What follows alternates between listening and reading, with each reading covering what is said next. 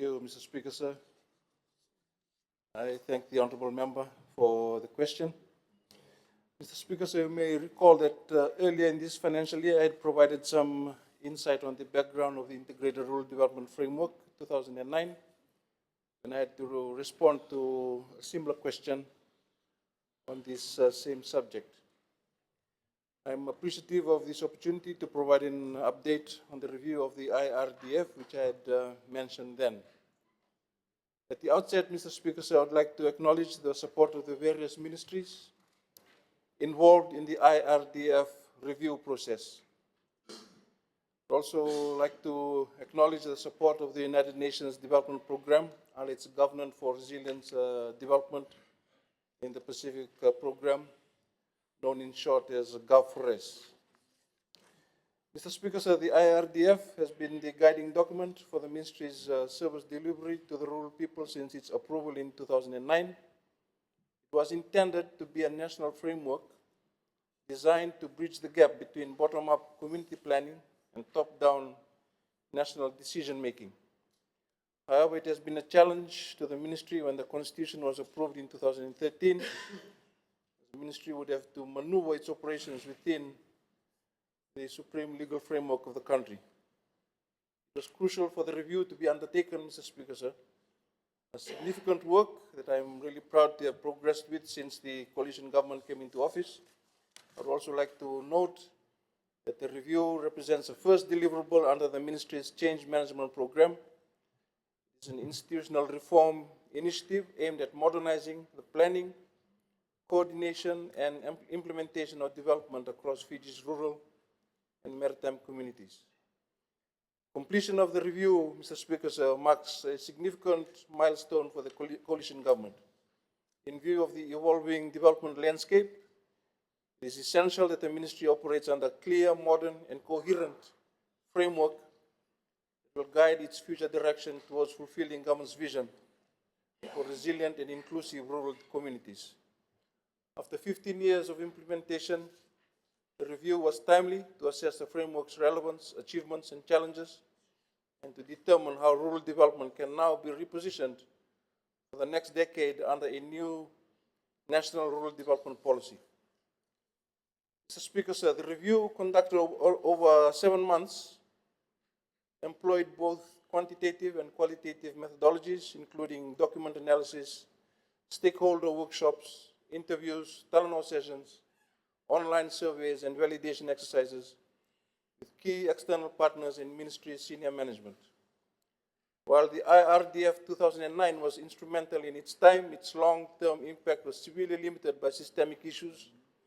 The review highlighted some key challenges such as, 1, incomplete decentralized planning.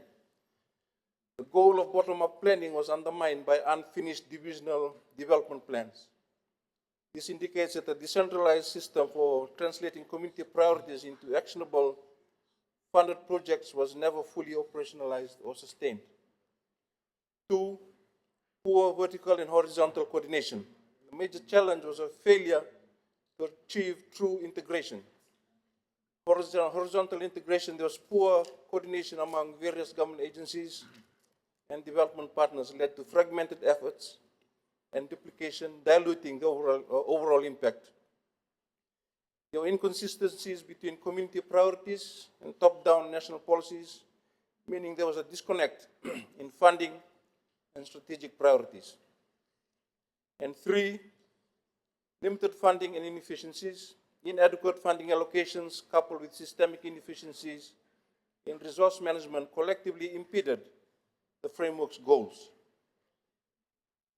This points to a failure in mainstreaming rural development funding effectively across the national budget. Mr. Speaker, sir, the findings revealed a strategic opportunity for the forthcoming NRDP to address systemic challenges and reimagine Fiji's rural development architecture. This will require strengthened interagency coordination, participatory and inclusive governance, integration of traditional leadership structures, improved resource allocation, and mainstreaming of climate resilience and sustainability. The review's central contribution lies in articulating a philosophy of change and a set of actionable recommendations to drive reforms through NRDP. I'll talk briefly, Mr. Speaker, sir, about the 6 core reform principles of this philosophy of change that have been identified from the review of the IRDF. These principles will guide the Ministry's transformation process, ensuring that future rural development is inclusive, risk-informed, and resilient.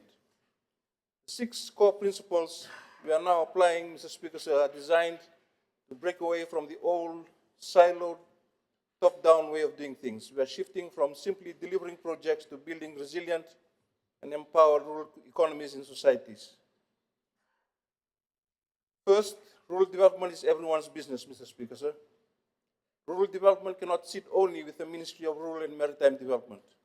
It must be a national agenda driven by the Ministry of Finance, the Public Service Commission, line ministries, the private sector, civil society, and development partners. Only then can we mobilize resources at scale and deliver real transformation.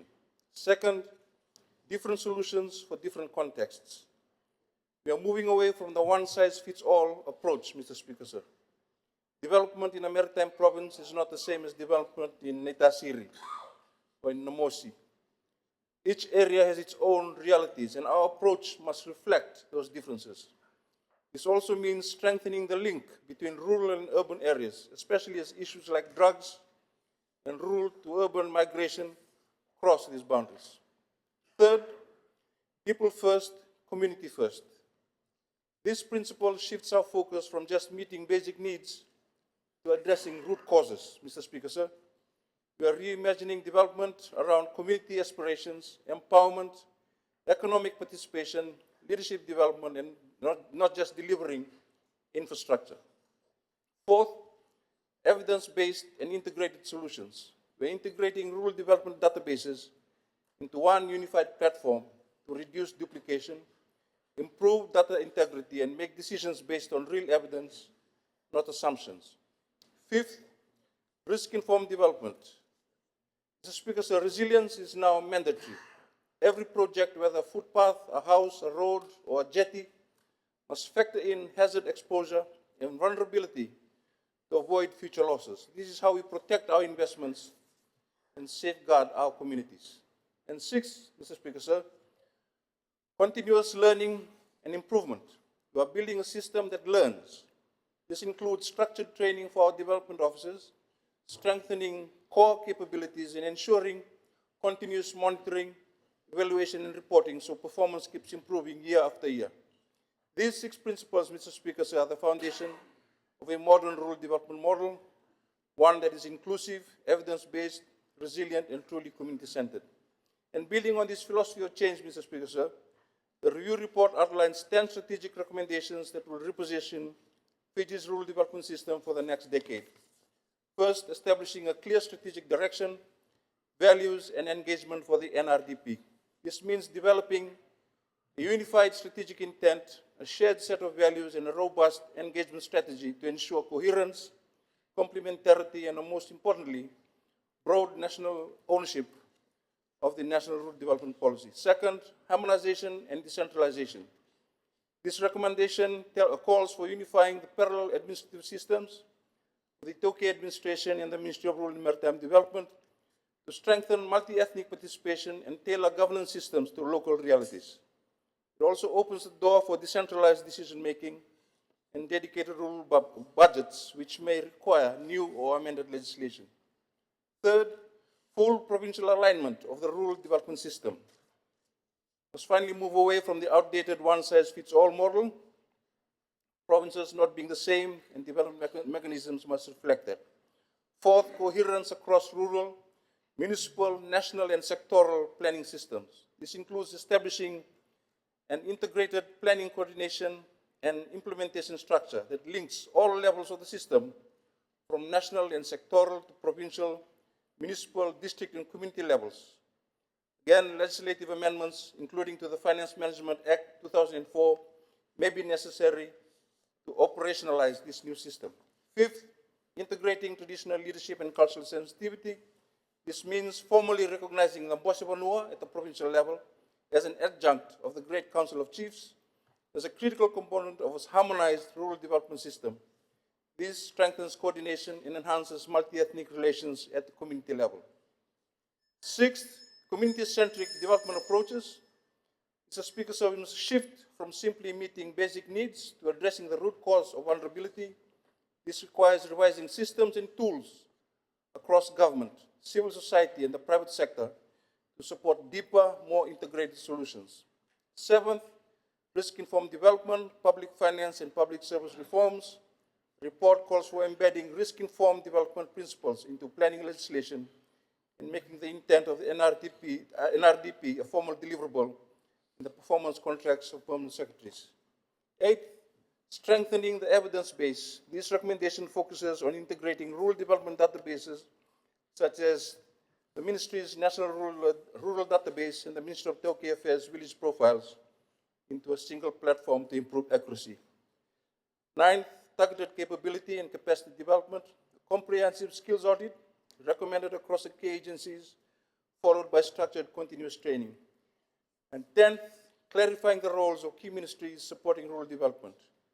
This recommendation calls for revisiting the roles, structures, and responsibilities of ministries such as the Ministry of Rural and Maritime Development, Ministry of Ditoka Affairs, Ministry of Multi-Ethnic Affairs, and their strategic plans must be reshaped collectively to ensure alignment with the priorities of the NRDP. I am pleased to inform this August House that the Cabinet has deliberated on these 10 recommendations, has fully endorsed them at its last meeting on Tuesday, 28 October 2025. This endorsement gives us the political mandate and policy direction necessary to begin the transformation of Fiji's rural development ecosystem, ensuring it is modern, coherent, inclusive, and fit for purpose. Just a few more points, Mr. Speaker, sir. As part of this transformation process, the Ministry has set in motion the process of the formulation of the National Rural Development Policy. Last week, there was a capacity building program convened for officers. There will be a series of consultations at national, divisional, provincial, and community level beginning next month through to February. And as I outlined earlier, Mr. Speaker, sir, the Ministry's change management program is ushering a new era of rural development in Fiji. I'll end there, Mr. Speaker, sir, but I'll give the full script to the Secretariat if anybody wants to have a read of the details. Thank you, Mr. Speaker, sir. Thank you, Minister Ditoka. Yes, we could do that. Thank you. Are there any supplementary questions? Yes, sir. Supplementary question, Mr. Speaker. Yes, you have the floor. How will the Ministry ensure that rural communities fully participate in shaping the new national rural development policy, particularly those in remote and maritime areas? Thank you, Honourable Minister. Thank you, Mr. Speaker. So as highlighted in my earlier presentation, Mr. Speaker, so the IRDF review and the Ministry's change management program, community voices must be central in any effective rural development framework. It will be developed through a comprehensive co-creation process that ensures everyone is involved. Consultation teams will travel to all divisions, provinces, districts, and selected communities, including remote and maritime islands. Ministry will work closely with provincial administrations, provincial councils, Rokotuis, district officers, Turan Koro, district advisory councils, and community networks to mobilize participation. Additionally, Mr. Speaker, so an online survey will be made available to allow Fijians who cannot attend face-to-face consultations to contribute directly. Radio programs, talkback shows, and social media channels will also be used to reach rural and maritime populations. And this multi-layered approach, Mr. Speaker, so ensures that the voices of all Fijians, whether in the highlands, remote maritime zones, or urban settlements, are heard and fully reflected in the National Rural Development Policy. And I urge members of this August House, Mr. Speaker, sir, to encourage your community members and villagers in your provinces to participate in this crucial process. This is an opportunity to share your development priorities, ideas, and concerns, and tell us what is working, what is not, and what needs to change. Thank you, Mr. Speaker, sir. Thank you.